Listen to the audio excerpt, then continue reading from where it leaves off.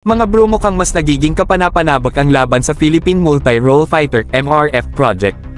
Ang balita mula sa Korea ay lumalakas ang tsansang makuha natin ang kanilang KF-21 fighter jets, lalo na sa gitna ng plano ng bansa na mag-secure ng 40 bagong fighters na nagkakahalaga ng $6.9 billion.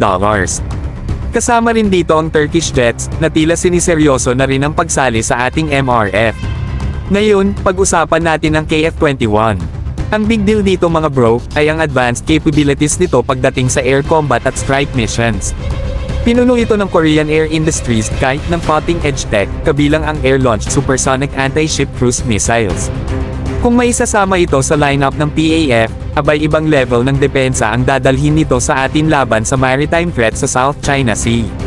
Pero hindi lang tayo sa Korea nakatingin, pumasok din sa picture ang mga fighter jets tulad ng Gripen, Rafale, Typhoon, Firjet, Con, at syempre ang F-16. Pero ayon mismo sa KAI, sa shortlist ng MRF project, F-16 at KF-21 lang talaga ang mabibigat na options.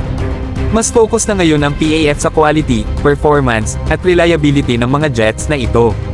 May mga chismis din mga bro, na posibleng hatiin ang bilihan, 10 KF-21 at 30 F-16 para kumpletuhin ang 40 jets na kailangan. Smart move kung tutuusin, makakakuha tayo ng mix ng advanced stealth fighter capabilities mula sa KF-21, at proven air combat prowess mula sa F-16. Isipin mo ang flexibility at lakas ng PAF kapag kumpleto na ang combo na ito. Sa budget na halos $6.9 billion, lahat ng aspeto ng ating air power, mula air superiority hanggang maritime strike capabilities, ay mapapalakas. At kung masecure natin ang mga jets na ito, iba na talaga ang magiging dating ng Pilipinas pagdating sa regional air defense.